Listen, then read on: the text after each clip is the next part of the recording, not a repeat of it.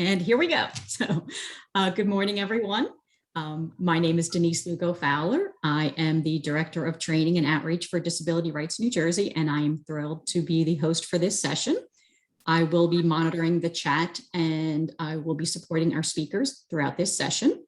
Just a few quick housekeeping items that I'd like to cover. And Mike, I know, covered these in the welcome session this morning, but just want to cover them again.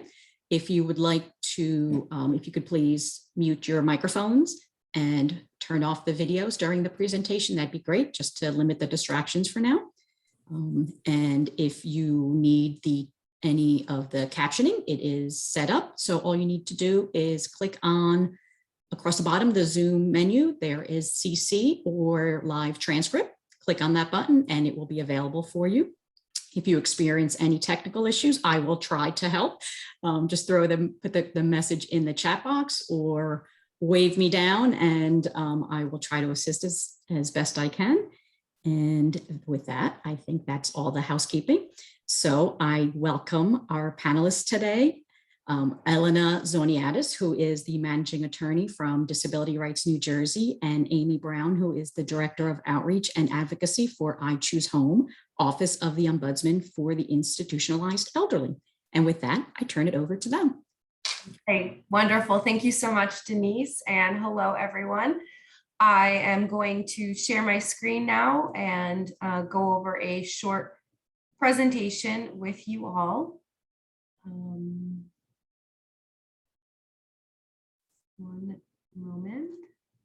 There it is. Share. And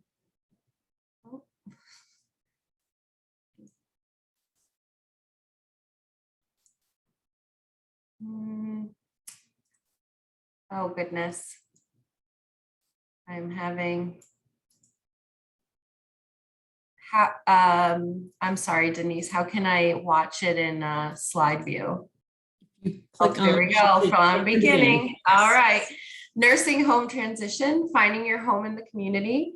And again, I'm Elena Zoniadis. I'm the Managing Attorney for Institutional Rights for Disability Rights New Jersey. And I'm going to be going briefly over some of the issues that face the population of individuals with intellectual and developmental disabilities who are in nursing homes or long-term care facilities. And then Amy is going to discuss transition.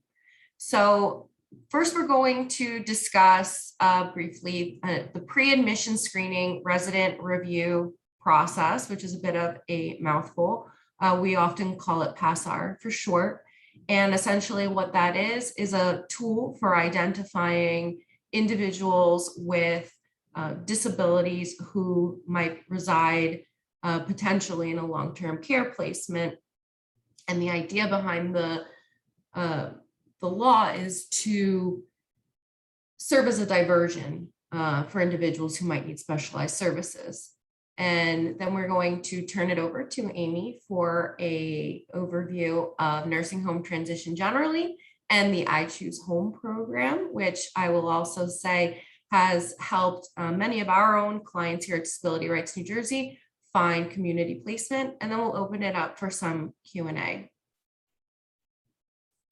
Okay, so if you're here, you might know this, but just to go over it very quickly, Disability Rights New Jersey is the protection and advocacy agency for the state of New Jersey.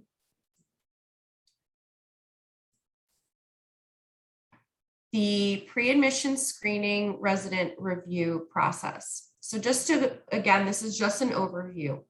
All Medicaid certified nursing facilities must conduct a PASAR screening regardless of their funding source. In other words, they don't have to be funded by Medicaid.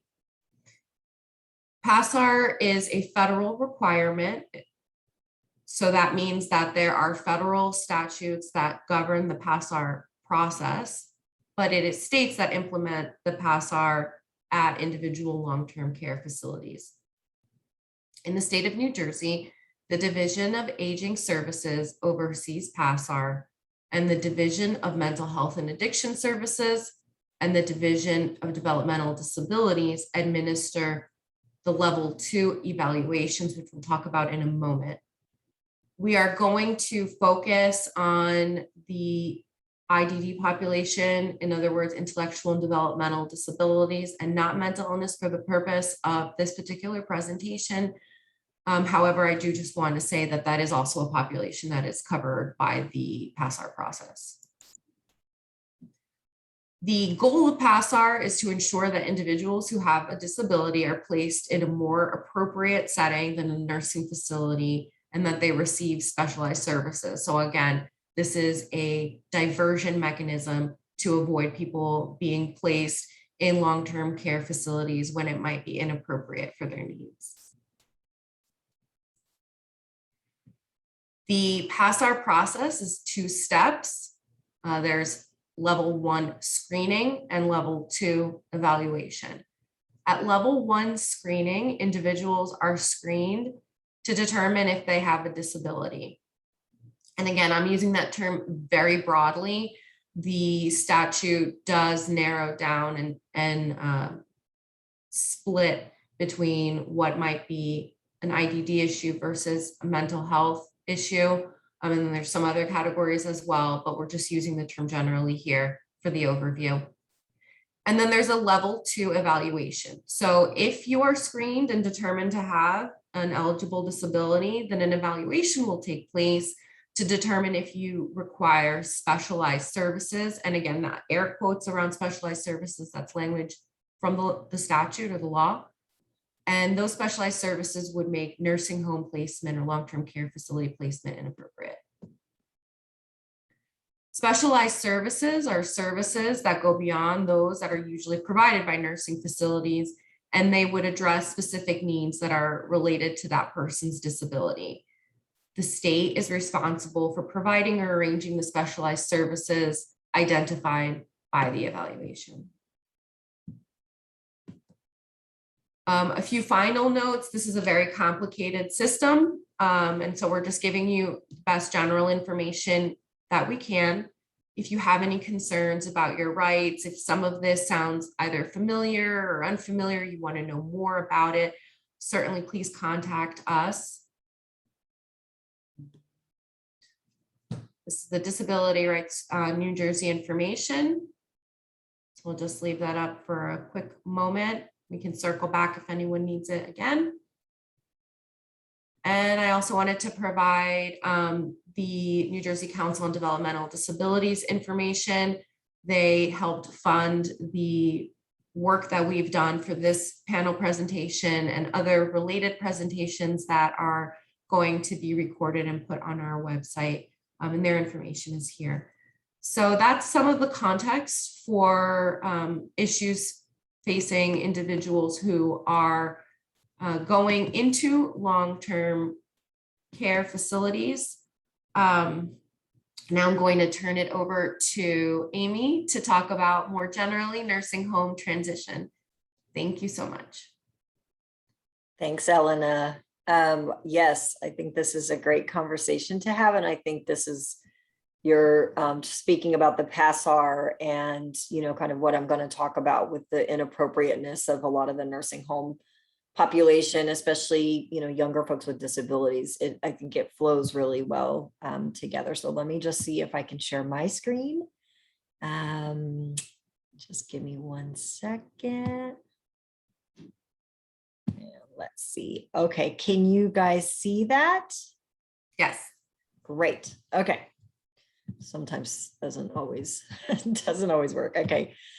So let me see if I can advance these slides. Hold on just a second. There we go. Okay, so let me just talk very briefly about the I Choose Home New Jersey program and what it is.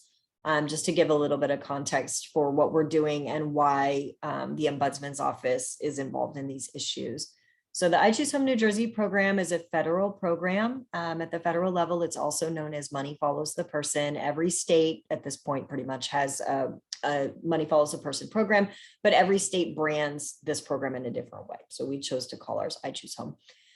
This program helps to find individuals who are living in institutions like nursing homes, but they could also be living in developmental centers, they could be living in psychiatric institutions, and to try to help those folks move back out into the community with Medicaid supports and services.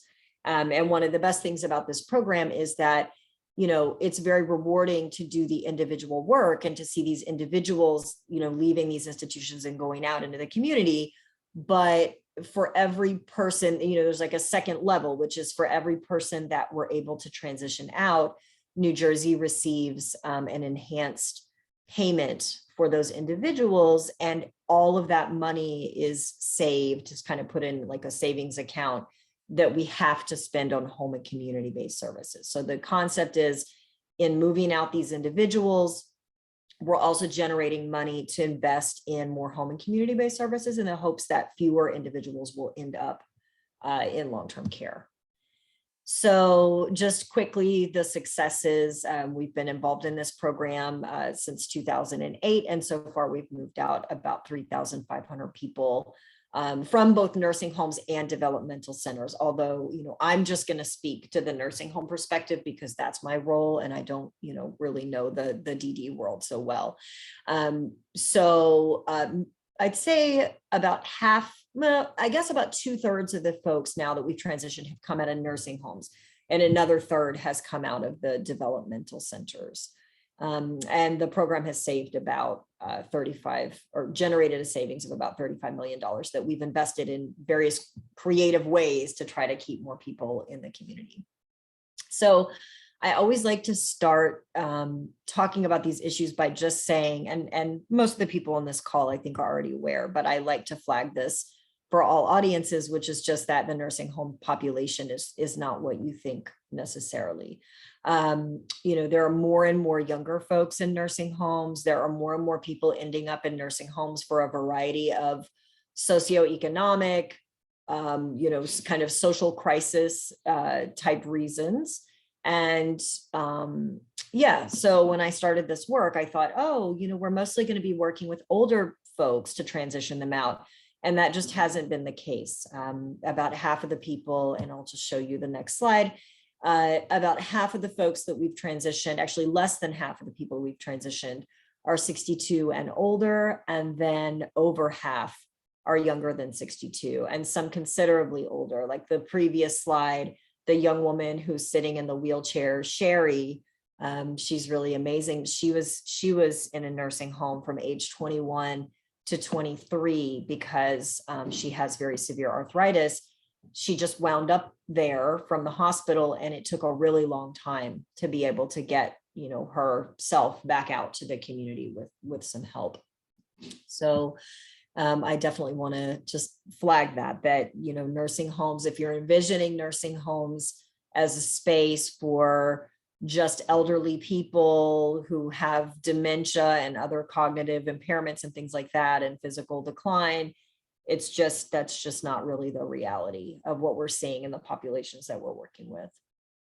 I'll talk a little bit about the barriers to transition, and I'm hoping that at the end, when I'm finished, that I'm going to, you know, kind of kick it over to Elena to talk a little bit more about some of these issues. But for us, these are the top 5 barriers that we encounter when we're helping to move someone out. So the number 1 barrier that we encounter is a lack of affordable and accessible housing. As I'm sure everyone is aware, this is a huge problem across the country, but particularly in New Jersey, where housing tends to be multi-level, in a lot of places where it tends to be very expensive. So, you know, a lot of the folks that we're working with, all of the folks we're working with are low income. Some people have SSI only, some people have higher levels of SSD or Social Security, but housing is a barrier for at least half of the people that we're working with, probably more. So we have whole processes set up to try to connect folks who need it. Some people go back with family, and that tends to be a lot easier in most cases because they have somewhere to go and there's someone involved. But especially for our younger folks with physical disabilities who have nowhere to go and who have SSI only as their income, you know, housing is a huge challenge. And we have a whole housing team that kicks in and works with a person, you know, et cetera, to try to help connect them to vouchers, to housing units, to get all their documents together and all of that. I'm not going to dwell long on all of these because, as I said before, perhaps Ellen and I can discuss a little bit more at the end. But the other one that I'll speak about after housing is unresponsive facility or intransigent facility staff. So just to delve a little bit more into housing, also folks sometimes have, they have prior, just negative housing experiences that are following them. So people may have prior evictions, they may have bad credit history, they may have some, criminal history or prior incarceration. That's a real stumbling block when we start to help them with housing. This just kind of complicates some of these barriers even further. And a lot of folks in the nursing home, they're isolated. They're not in the broader community. They're in an institution. And while there may be some folks around, they're really dependent in a lot of cases on the social worker and whether or not the social worker exists, is proactive, is receptive, helps them. And then, from time to time, we also encounter some family conflicts, which I think Elena can probably speak to in a little bit more depth. But, another, I'd say after housing, the other primary barrier that we face is just, kind of institutional barriers within the facility, and specifically staff not wanting or not being willing to help people transition out. And as you can imagine, they're getting pressured from management to keep people in, especially, right now, post-COVID, the census in the nursing homes is quite low. It's dropped off a lot. So I think now this pressure is even worse, even though I think there's like a countervailing pressure of people, pushing more because they don't want to be in an institution during COVID and they've seen the tragedy that's happened. But, we still have a lot of social workers, and I shouldn't say a lot, some social workers and some facility staff who are resistant. And we have to really, our program staff really has to push to get them to help sometimes a person who wants to move out. In a lot of these long-term care facilities, especially the worst ones, there's a lot of turnover. So sometimes, we go and we educate a social worker or a director of nursing or something, and then one of our staff members goes in 2 months later and a lot of the staff has turned over. So there's this kind of constant need to educate staff members around, hey, you've got residents here who really don't want to be here and don't need to be here. These are the steps that you need to be taking. I mean, they should already know this, but to just, to push them to be doing the right thing and really looking out for the residents. There's also a really big lack of kind of thinking about clinical and social needs before the person moves out. So maybe I'll take a step back and just kind of describe, because I haven't really talked about the process really at all, but just in a nutshell, when one of my staff members is in a nursing home and finds someone who is saying they want to go, we make a couple of different referrals. We refer that person to their managed care organization, because pretty much at this point, everyone who's living in a nursing home who has Medicaid has a managed care organization like Horizon or United, Aetna, et cetera. So we will refer that individual to their managed care organization who is managing their Medicaid to say, hey, we found this person in the nursing home, they want to leave. You need to start being involved in this transition. And we also start pushing on the social worker in the facility. So there's various people who are working different angles to try to get the person out. But one of the things we see, unfortunately, is that with some of the managed care organizations like, United, Horizon, not specifically those, but, just to give examples, sometimes there's just still a lack of a holistic view. What does this person need in the community? What are this person's goals in the community? What are they trying to do? A lot of times we still see social workers and, some of the MCO workers sometimes just like checking boxes, just looking at perhaps the clinical or not, maybe not even doing that so well, but just, kind of focused on the minimum and the basics.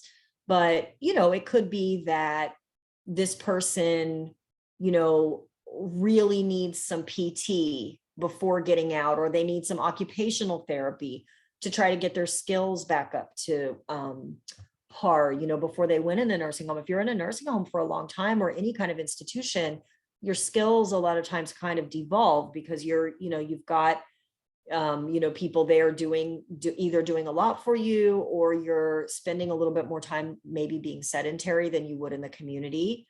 And again, I'm speaking more to like the older and the younger disabled individuals that we work with. So a lot of times we really have to push the facility and the managed care organization to see that person as a whole and to see all of the things that they may need to get in place before they move, not just the personal care assistant hours, but other things, transportation, durable medical equipment that they may need. We've had people who, younger people who are like, you know what, when I go out, I want to work. And so we've pushed for the managed care organization to provide them with a desk, for example, or to look to other, things that you might not normally consider as part of somebody's clinical or social needs. So definitely the pushing on the staff and educating them and keeping them, keeping that holistic person-centered view is definitely a challenge.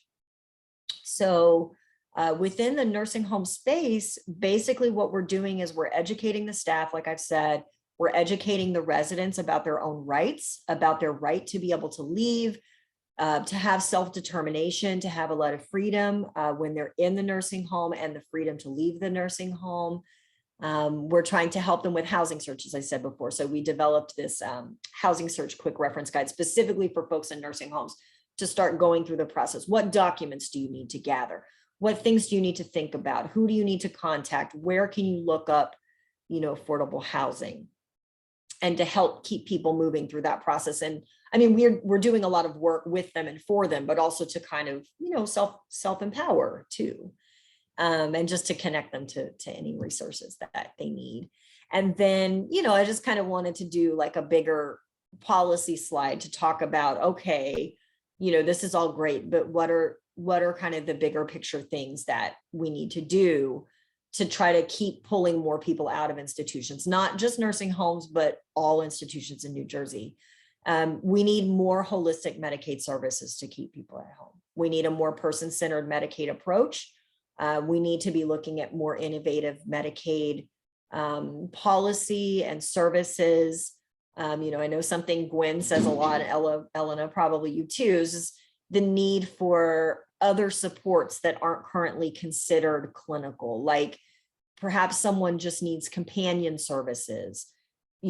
Perhaps they don't just need the clinical, the nurse, they just may need someone to help them with just those basic socializing, getting out there, having a life type functions that we want people to have, right, when they're in the community.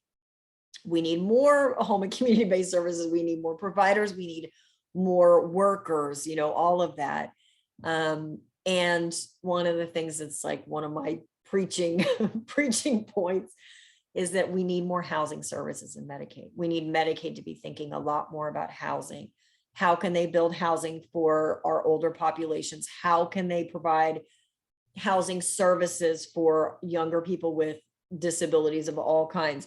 We need, through the Medicaid payment process, to be paying for people to do housing work. We need the care managers asking folks, did you pay your rent on time? What's your relationship with your landlord? Are you having any issues with your apartment right now? How are your utility payments going? We need to not just help people find housing, we need to help keep them in their homes so they're not cycling back into homelessness, institutionalization, and then they come back on our radar again, like, wait, weren't you just in the nursing home 2 years ago and you got out and now you're back? We need more supports in the community to try to keep people in the community. And we need more bricks and mortar housing for all institutionalized populations. And we need, I think that we need Medicaid, to start paying for some of this. And we need the MCOs to start building the housing because they do it in other states. So they should do it here. And I think that's it. So I'll just, leave my contact information here. I'll also put it in the chat, but Yeah, Elena, I mean, maybe what we could do, I don't know how to go back. Oh, I can go back for my slides. I know we do. Do you want to open it up for questions first, or do you want me to kind of ask you for more feedback? I don't know how you want to proceed. Can I just, first of all, thank you, Amy, but can I just say something quick first before we open it up for Absolutely. questions? And this kind of exciting news, I think, but we're at the point of doing our new budget year, and for complicated reasons that are beyond the scope of this presentation, we realize we have some dedicated funding at Disability Rights New Jersey to represent people in nursing homes through transition. I only found that out this week, Amy, so maybe you and me and Lori can have a conversation about how we can really have some warm handoffs and talk about that. Elena doesn't even know this yet. It's a surprise to everybody. But it's not a huge amount of money, but it will allow us to do a little bit more aggressively legal representation of individuals who are going through this process if there are any legal barriers, right? So Great. Amy's office does the I Choose Home and does all of that work, but sometimes people have particular legal issues. I'll give an example. A managed care organization, they think that in order to be home, they need 35 hours a week of personal care assistance. But as part of the discharge planning process, the managed care organization authorized 20 hours. Well, I Choose Home can absolutely do advocacy around that.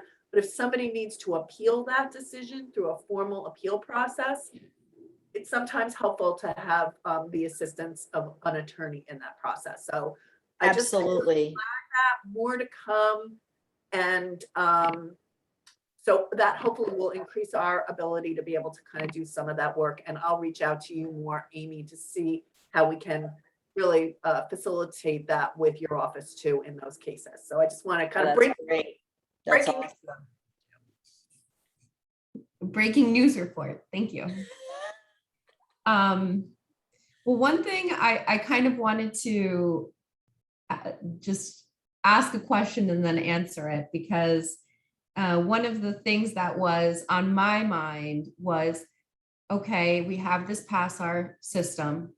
So if people are being diverted from the nursing homes or the long-term care facilities, then is this really relevant? Is this population actually in a nursing home or long-term care facility? And the answer is yes, because an individual with a intellectual or developmental disability might be identified at that first phase of the PASSAR and then not be evaluated to need specialized services. Also, there is currently no database where we can access all PASSAR results. So the law is that all individuals must be screened, and then if they pass that level 1, they need to have the evaluation. But there is no way for us as the Protection Advocacy Agency to draw those numbers for analysis to confirm that it's being done across the board. And that's why this issue is so important, because these numbers are really underrepresented. So I just wanted to say what people might be wondering, that's really the bridge between what I talked about and what Amy talked about and why it's relevant. Yes, I can tell you, I agree 100%. I think the process is, great in theory, but it's very problematic in its implementation. I think, in a lot of cases it's being done. I think in some cases it's not being done. I think in some cases it's being done, but then there's no follow-up. I can only say anecdotally from our experience. I think our experience is that, the number of people with developmental or intellectual disabilities in nursing homes is quite low.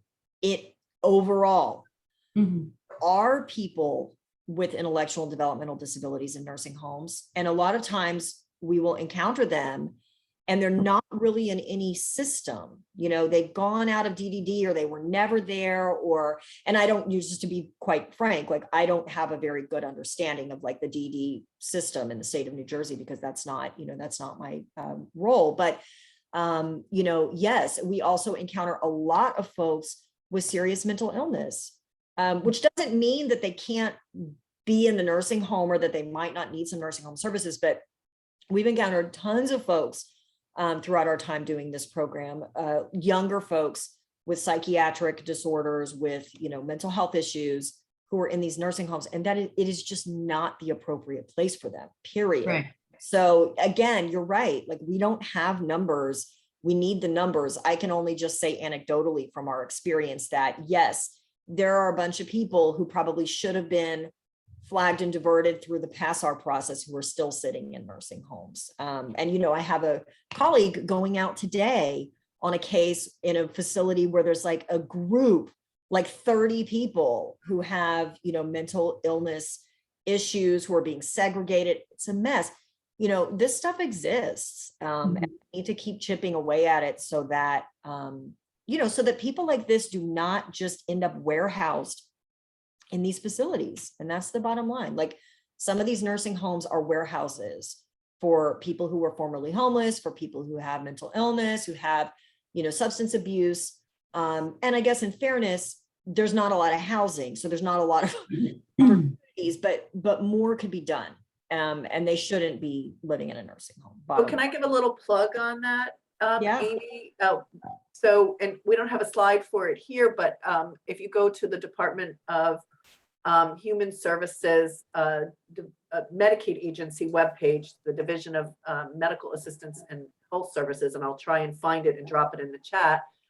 The Medicaid waiver that creates a lot of these programs for transition, including MLTSS and the supports program, is up for renewal right now. And they've already had one public listening session. There's another one next week on September 27th. And then written comments are due on October 11th. There is a small provision in the waiver proposal about nursing facility diversion and transition.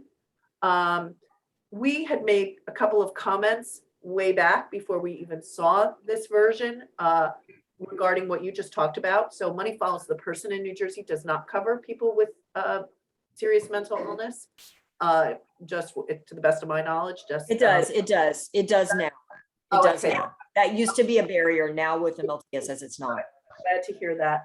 And then the other thing is that this is an opportunity for people to comment on how we could be doing this better. Great job. All kudos to you. Your statistics are fabulous. And but how can we do it better? And how can we help people who want to transition out of nursing homes or want to be diverted in the first place, so that they can you know, live lives really of community inclusion as opposed to an institution. So anyway, I will look for that while you go to questions and drop it in the Dropbox if people want to participate in that renewal process. Another thing that I wanted to bring up was that there might be individuals who came in, and Amy, you kind of referenced this at one point, receiving DDD services, and then they are transferred over to MLTSS. There is some ambiguity about how long someone who's receiving DDD services can be in long-term care placement before transferring over to MLTSS. But once they are transferred over to MLTSS, they would come to you, right, Amy? Yes. And if they needed DDD services upon exiting the facility, they would be referred to DDD. Yeah, and I think that would happen even earlier in the process. Like if we identify someone who has formerly been involved with DDD, then I think we would refer that person quite immediately to the DD transition team that works on, you know, DDD specific transitions and try to get that flowing in that direction. Yeah, I mean, especially when we encounter folks with developmental or intellectual disabilities, we're trying to involve everyone possible with that expertise, because of course the services, like you're saying, the services are different. The living options are different, right? Like DDD has has 4-person group homes sometimes that they've constructed specifically for these transition, not nursing home, but just transition population in general. So sometimes there are openings there. The DD world is in some ways, I think a lot better equipped to deal with these transitions, because they've been doing it longer and they've been doing housing, and it's just more person-centered and more holistic, I think. So anytime we encounter someone with that type of disability, we're trying to get them to the DD specialist who can best assist them. Thank you. And did you want me to talk about some of the barriers? Yeah, I was just wondering, because, I know you tend to deal with, folks with serious mental illness, with people with developmental intellectual disabilities. And I was just curious if you wanted to say anything about these barriers and how you think they may be different or the same for those populations. So some of the issues that you've identified, like housing, I think that's a systems-wide problem that impacts a lot of different issues that we see, a lot of different populations just having community housing. What I think is particularly noteworthy here is the family conflict piece. So a lot of our clients with IDD either have a guardian or perhaps a power of attorney for medical issues. Mm-hmm. And what I think is very important that we should not lose sight of is that we need to have person-centered planning when we have transition. So while the guardian or the power of attorney might be able to make some legal decisions, we also want that resident, that individual, to have a seat at the table, to be able to voice their opinion and to be a part of the discharge planning, because that is what is going to ensure long-term growth and continued health in the community, and not necessarily what we often see, which is kind of a cycling back to the need for more enhanced services.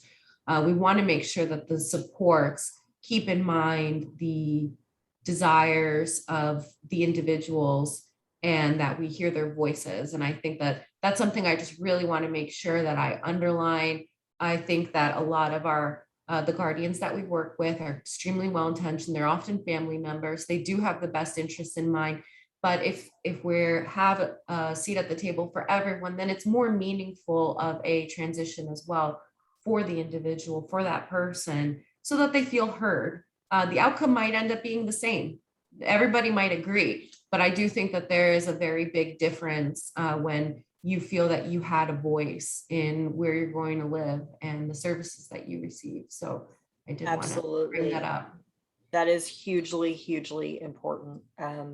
Yeah, just quickly, we do deal with residents with diminished capacity who have guardians, typically older folks. And it's always interesting, it's always kind of a struggle, not with every guardian, of course, but with some of the guardians, it's really interesting. You really need to bring, like you're saying, you need to bring it back to the resident. You need to bring focus back to the resident, because a lot of times the guardians are operating from that best interest mentality and standard, which you understand, of course, like they want to be protective, but they need to effectuate the wishes as best they can of the person that they have this power over. So yeah, it's hugely important. I think we still have a long way to go to make this process truly person-centered.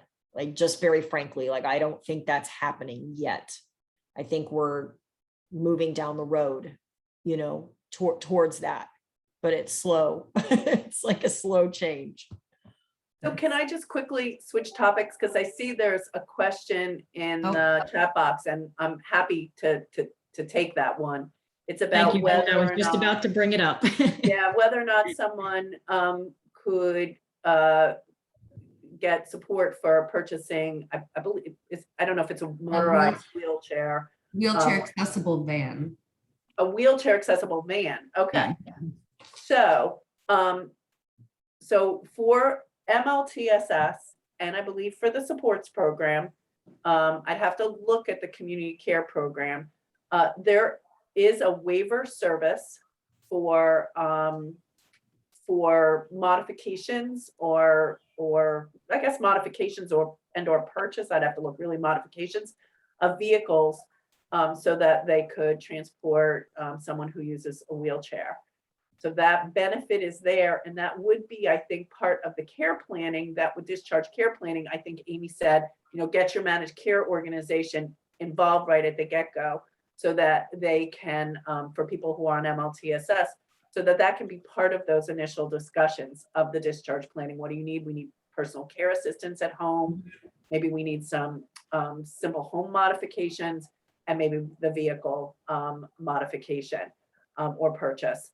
I have to say, I like to be realistic. I've worked with people who are seeking out that benefit, and it has been extraordinarily difficult to exercise. So the service is there, but you might want to, you know, even you could call Disability Rights New Jersey, and we could help give some counsel and advice on that, and make sure that you really follow that process, because unfortunately it is one of those ones that is, it's difficult. It's bureaucratic. Maybe that's the right word. Is that a good word for it? It's bureaucratic. Yeah, they don't make it easy. Yeah, they don't make it easy to get a walker change if your walker works, let alone Yes, exactly. accessible van. But it is possible. It is, but you need, a lot of times you might need that outside advocacy. Just, you know, I know in our program, like home modifications is in the Same thing, right? Like sometimes people have to get real creative in how they do their home modifications to stay under the limits. But we've seen plenty of people do that, install ramps. And when you have someone proactive in the managed care organization, or when you have another advocate like Disability Rights or the Ombudsman's office trying to help you through that process, it's, you know, it's easier. And can I just say one thing, because I think it's embedded in Lori's question, and it's one of those things that I like to say every chance I have. So in the question, I should have read it aloud so it's on the transcript. Would HCBW cover, I think really MLTSS, cover the costs of the portion of AT for the purchase of a wheelchair accessible van? And then this is, we've answered that. This is the part that raises another issue for me. Or would that need to come from the payments made to the spouse who provides care to the person with a disability? And I want to address the part of this sentence that says spouse who provides care to the person with disability, because for someone who is on a Medicaid program, the Medicaid federal regulations are very clear. They call those informal services and supports. So in other words, the services and supports that are provided by family members or spouses or friends on a volunteer basis, not through a PPP program, but on a volunteer basis, they cannot be mandatory. They must be voluntary. So if you ever have a situation where the managed care organization is building into the day that a spouse must do something. So you would otherwise be eligible for 35 hours, but the spouse covers the weekend. And so we're not going to give that. That's mandatory that the spouse does the weekend. That is a violation of federal law. You can volunteer, and certainly many people want to volunteer, but they cannot mandate. So I just want to, it kind of was embedded in that question. I wanted. Yes, Gwen, that they should be calculating the total need, not looking at the need and subtracting maybe what the family can do and then giving you what they think you need, right? Yeah. That's something we see still all the time. So that we've got a contact Disability Rights New Jersey if you have that. Yeah, exactly. And I put our web address in the chat, so anyone can access our information and our Get Help page through our website. So and with that, we are at time.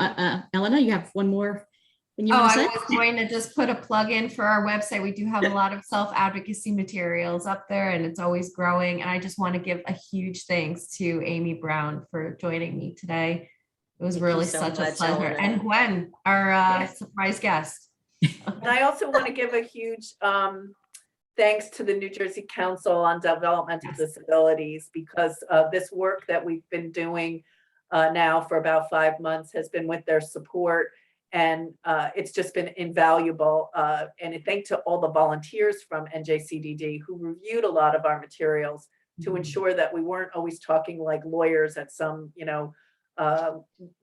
third-year law school class, but that we kept the information easy to understand and accessible and helpful to people. So thanks to those volunteers. Thank you.